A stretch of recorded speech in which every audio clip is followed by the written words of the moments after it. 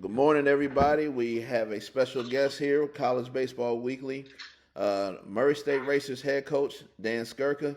Coach, I appreciate the time. I appreciate, uh, taking this. I know you're busy right now doing fall ball, but you know, how has everything been there? This fall, transfer portal, underclassmen, upperclassmen. How the all season go, Coach? Yeah, fall's going well. It's rolling along. We've had beautiful weather, so we've been out there as much as we've needed to be, and 20 newcomers. So we had 19 returns and 20 newcomers.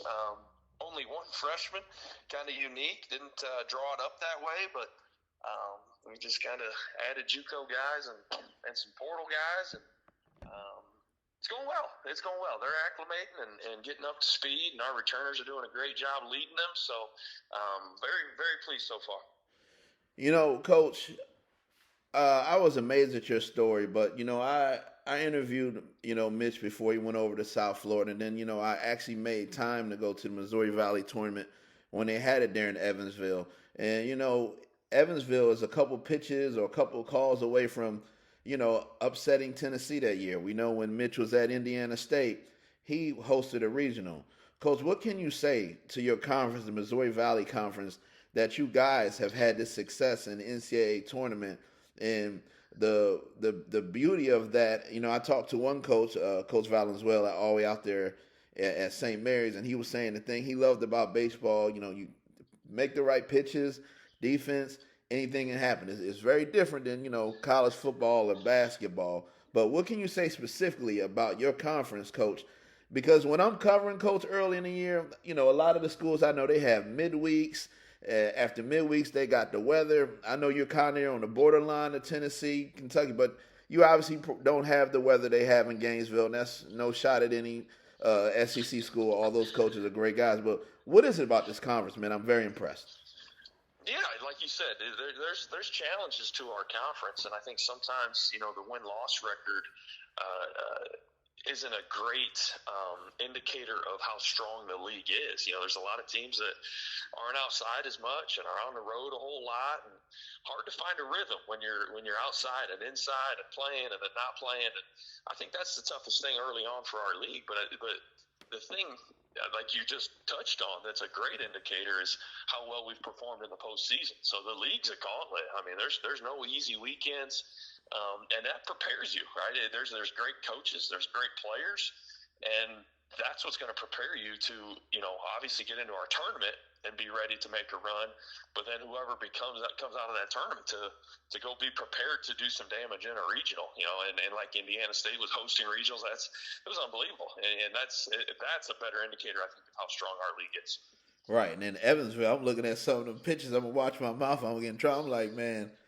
Evansville, they brought the pain in that Knoxville regional a year ago, Coach. I was like, okay, so very impressive. Would you say, Coach, that helped you in recruiting? Because a lot of times in this transfer portal era, people want to transfer up. I'll give you an example. In the fall, I a lot of times cover FCS football and a little Big 12 football. But when I go to those places like North Dakota State, South Dakota State in football, I'll be looking around like, I wouldn't want to transfer nowhere. I got everything I need here. So would you, you know what I mean? So would you say that run to the College World Series let everybody know, like, hey, you can come to Murray State and you can accomplish all your dreams and goals right here in Murray, Kentucky? Well, I think more than just the Omaha run, people kind of got an inside view into our team and our culture.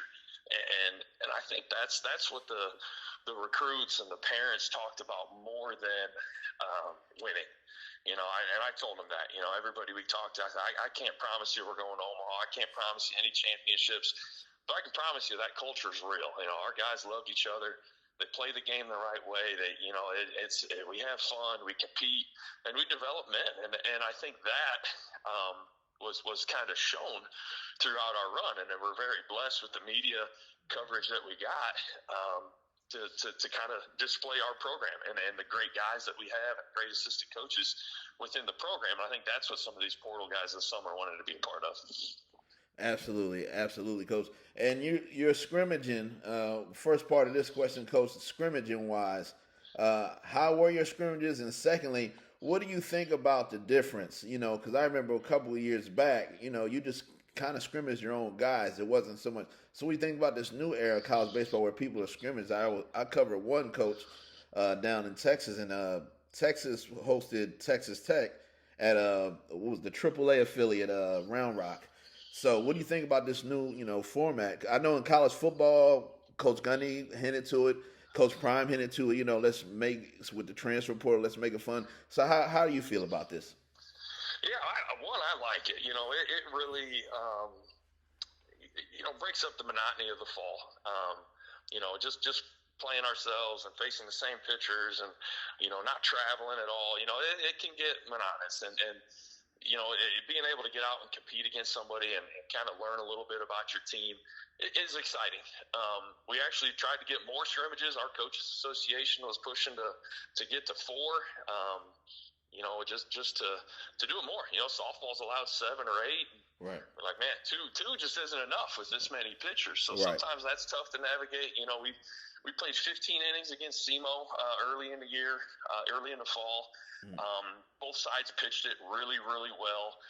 Played pretty good baseball. Tried the fastest 15 innings I've ever been a part of. But it was good because we got some pitchers out there early. It was in September. It's like, okay, this guy did well. This guy, and it was good. And you face somebody else that was really trying to get you out. Right. And lets me, to be honest with you, as the head coach, kind of just focus on my team. When we're doing an inter squad, there's 18 players that are playing, and I'm trying to coach them all, and have this conversation. But then you miss 3 plays, and it's like, playing against somebody else, it's a lot better to just focus on us and see how we can do. Then we just played Vandy last Friday night. Okay. They're loaded. They're loaded on the mound. Yep.